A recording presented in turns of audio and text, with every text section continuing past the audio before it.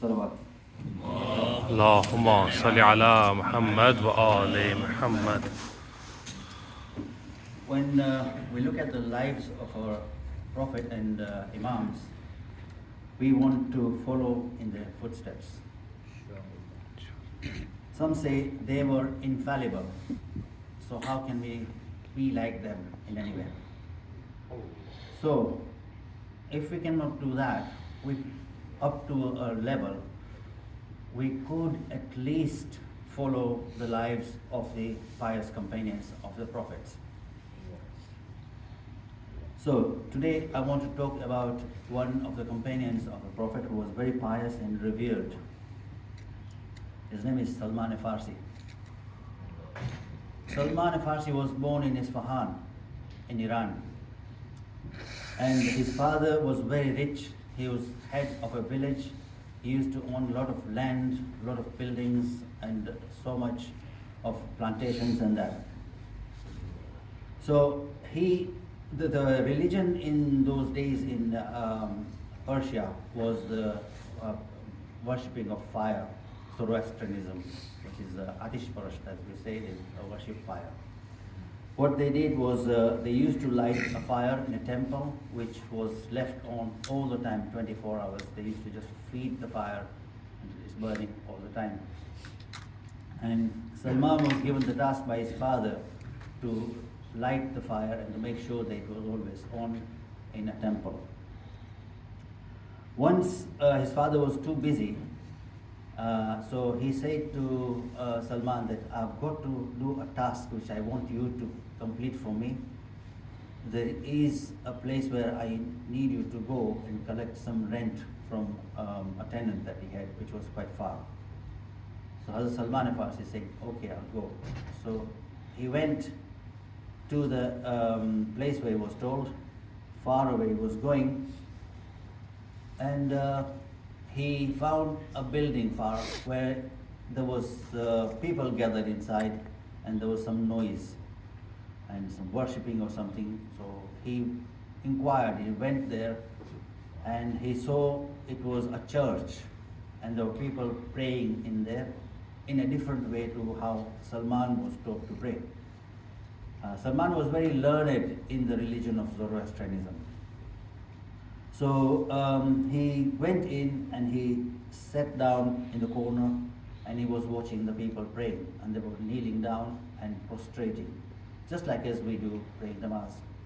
And afterwards, when the congregation was over, the high priest came to him and says, "Who are you? What are you doing here?" So Hazrat Salman Farsi said that I am from this and this place in Isfahan, and I've come to collect rent, and I'm quite impressed the way you are praying. Can you explain to me where is this religion from? So the priest said that this religion is from Sham. This is what we are following, and it's Christianity. We're following the Abrahamic faith, the prophet Isa. They used to obviously at that time know him as a prophet, not that he did not say son of God. So as Salman Farsi got intrigued, he sat down and learned a bit more about Christianity, and he says that this is something that I am searching for. What I am following, I do not think is correct.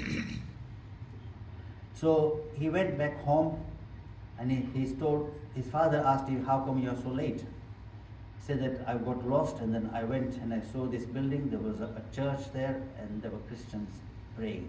So I met with them. So his father says that, "What is your intention now?" So Salman Farsi said, "I happen to like that religion they are following." So his father was very angry. He says, "How come you can like something else? Our religion is the correct one, and what are you doing?" He said, "I would like to follow that path." So his father was very angry, and he chained his hands and legs and put him in a dungeon. He said, "Now you're going to stay there. I don't want you to come out of there until you denounce what you're trying to say. I want you to follow Zoroastrianism." So he was in the dungeon now. He was fed, and it happened so that there was a servant of his father who used to look after him after the Salman used to give him the food. So he said to the servant one day, they became friends. So he says to him, "Can you help me?" He said, "What do you want me to do?" He says, "I want you to take a letter from me to this priest in this area." So he said, "Okay, fine." So he wrote a letter to the priest of that church that he had gone to. So in the letter he says to the priest that I want to go to Sham now because I don't think I can stay here. I am stuck in this dungeon and my father will not leave me from here. He would not allow me to go. So he took the letter and the priest said to this servant that you go and tell him that on such and such a date there is a caravan going to Sham and you can join them if you can free yourself for that day. So this servant goes back and tells that to Salman Farsi. So he says, okay, the day is approaching, and the servant says, I will help you get out of here. So he helped him to escape from that dungeon. And he left, he went to the caravan, and he ended up in Damascus. Now, in Damascus, there was a priest that he was going to be learning Christianity from, so he stayed at his house. Salman Farsi come to know that this priest was a corrupt person. So he said to himself that it did not occur to him, because he was learning Christianity, it did not ever occur to him that because this priest was corrupt, the whole religion is corrupt. So, but he was learning the religion correctly, and he was following it exactly as it was. Now it happened so that the priest, what he used to do was to collect all the people's money, all their savings and that, and say that I'm going to give it in charity, and he used to fill his own treasures, and nobody knew of that. Salman was very close because he was already there, he found out all these things. So when the priest died, the people came to bury him with dignity because he was their priest. So Salman Farsi stood up and said that I want to let you know something which nobody knows. So they said, what is it? He said, because he was Persian, those people were Christians in an Arab country, in Syria. It could be very dangerous for him. He's putting his life in danger by just mentioning something against a people that they have revered all the years. And he was just a simple, single person far from Arabia. But anyway, he stood up for truth. He says that I'm going to tell you something and I want you to see for yourself. So he said that this is what the priest was like. So the people said, we don't believe you. Can you prove us? He said, okay, I'll take you, come with me. So he took them and showed them the treasures that he had hidden in a chest. People started looking at the things they had given in charity, which was still there. So for some years that they had given, they had chains, some jewelry and all that. So they said, this is not on. So they said, we're not going to bury this priest. And they sort of, in the dead body, they crucified and then they left it to die, so it was dead already, to really rot away.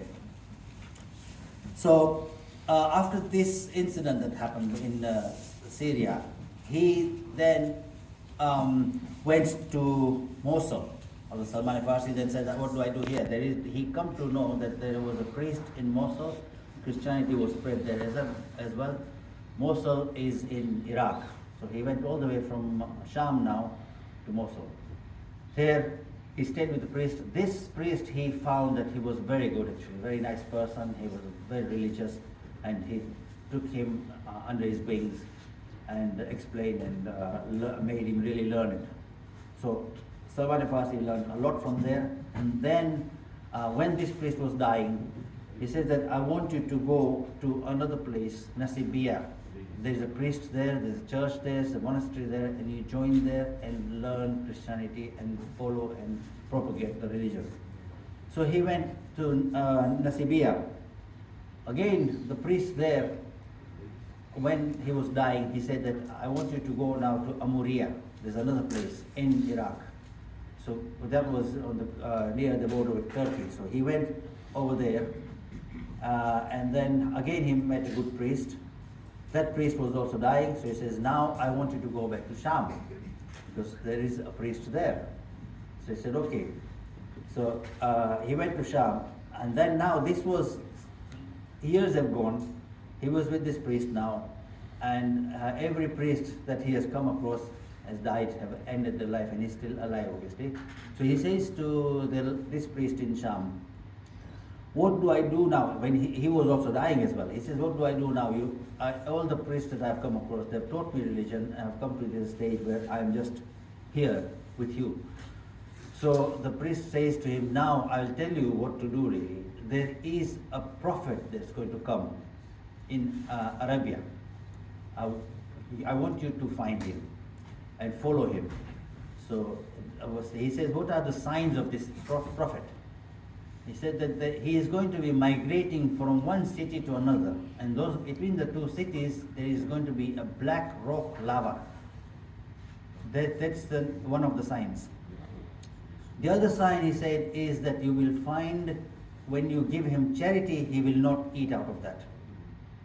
And the third sign, he said that when you see him, he has got a mark of Nabuwa in between his shoulder blades. These are the three signs I'm telling you. If you come to see in him, then follow him.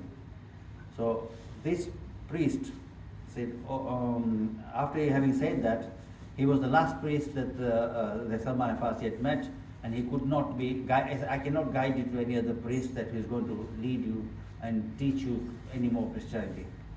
So that was the last person that he met as a Christian high priest. And when his life ended, Salman Farsi then went, he said that I want to go to Arabia now. So what did he do? He worked his way, he collected money, enough money, and then he found merchants going to Yathrib, which is the present day Medina. So he said to them that I want to go to Yathrib with you. I'll give you the money. I've got all the money that I've got, I'm going to give you everything. Can you please take me to Yathrib? I want to end up there. I want to go and see for myself. So the merchants said, okay, fine, we'll take you. So they took all the money, they took all his savings that he had saved for this travel, and they took him. Now these people, the merchants, when they stopped somewhere in the middle for a rest, they thought to themselves, this man is well built, he's a good physique he has, and he will be very useful for us to make money, we could sell him. So they sold Salman Farsi, Rusba, obviously his name was at the time, to somebody. They tied him up, put a tape around his mouth so he couldn't say anything, and they said to the people there that we have brought here, we've got a slave and we want to sell it. So somebody bought him. So now he said to Allah that I have come all this way, what is my life? I'm just, how have I ended up? He's not complained as such, but he said to Allah that this is how I have ended up now, what do I do from here? Now, as a slave, he was sold 13 times to different people, to people, to people, to people. And then the last person who bought him was a Jew. That Jew lived in Medina. So there was plantation there. He saw that there was palm trees there. This was one of the signs that could be of the prophet. So he saw the palm trees. So he said, this is one of the signs. So, and obviously he was working on the fields there. The Jew used to make him go up the tree and cut all the dates and bring them down. So the Salman Farsi at one time was going up the tree. He was high up, and he was cutting all the dates and putting them in a basket. So at that very time, that Jew, the master of his, was sitting at the bottom of the tree, and one of his cousins came over, and they were talking. The cousin says to this guy that look what's happening in Cuba. What's happened? He says, there is a person who has come, he calls himself a prophet, and people are following him. I don't know what's wrong with these people, of this Aus and Khazraj.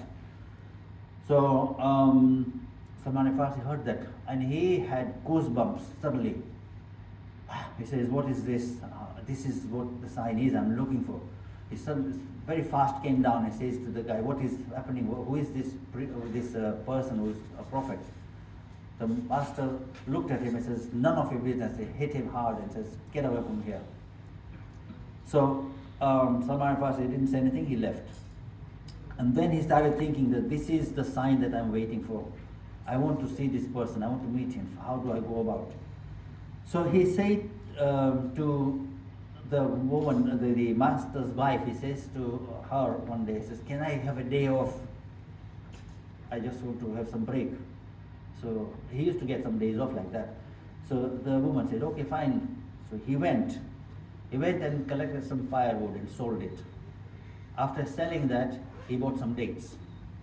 And then he went to Cuba, where he saw a congregation of people, and they were sitting there, and he asked, who is calling himself a prophet? I just want to see the person.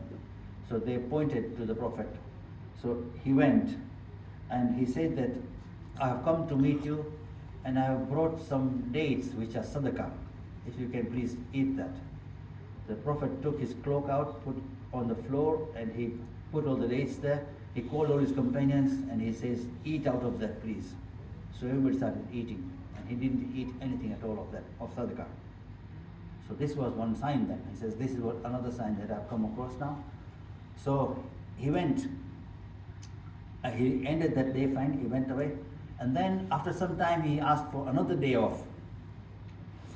And he got another day off. So he went, did the same thing again. He sold some firewood and then bought some dates, and he took it to the Prophet again.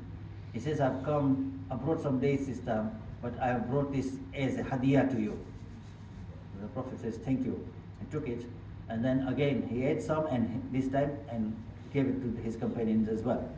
So he says he noticed that now the Prophet is eating this time because it's hadiyah, it was a gift. So I said, okay, fine. And now I've got this sign as well. Now, the one sign that I want to see is obviously the sign Nabuwa on his back, on between the two shoulder blades. How do I go about that? I can't ask him, come on, let me show me your sign. So he said, okay, I'll leave that. And then one day it happened so that there was a funeral in Baqi. So he attended the funeral with the Prophet. And the Prophet happened to remove his cloak from the back there, and Salman Farsi noticed the sign. He said, this is it. And then what he did was, he looked at the Prophet, he just hugged him. He took hold of him and hugged him so, and he started crying. He had tears in his eyes. He said, this is what I'm looking for. And the Prophet turned down and says, I know you are looking for me. I know that. I've got news, I've learned from the angels that you are looking for me. And they hugged each other. And companions started looking, what's happening here? They don't know what's happening. And then he says to the Prophet the whole story of how he ended up to where he was now, from where he had started. And the Prophet says that you are something really. I was looking for you as well. Anyway, it happened so that now the Prophet is asking him, I want you to be free.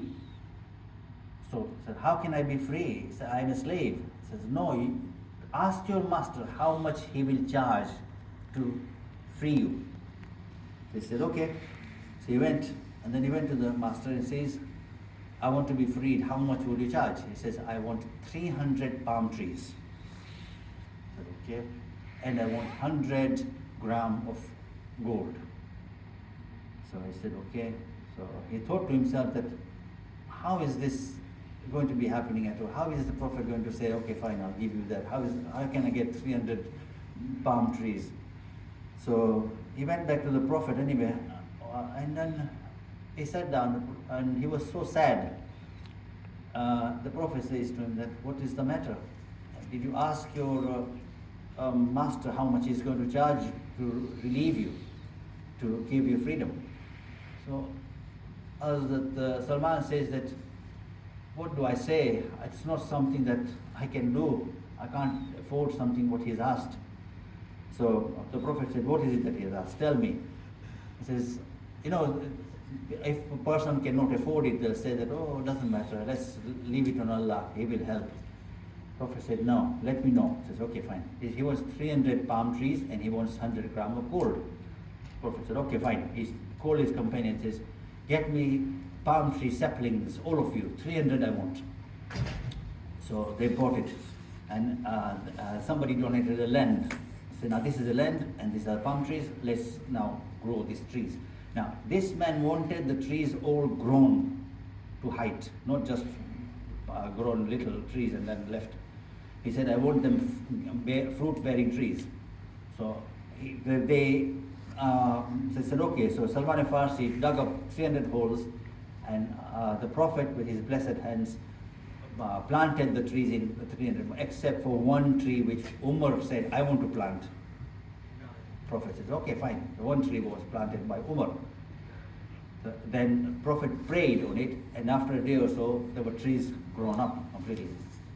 And then only the one tree was dead, the one that was planted by Umar. So Prophet said, don't worry. He cleaned out that area and planted another tree. So there were 300 trees planted, and he collected the gold from all the ashab. They gave the gold, and this is how Salman Farsi was freed.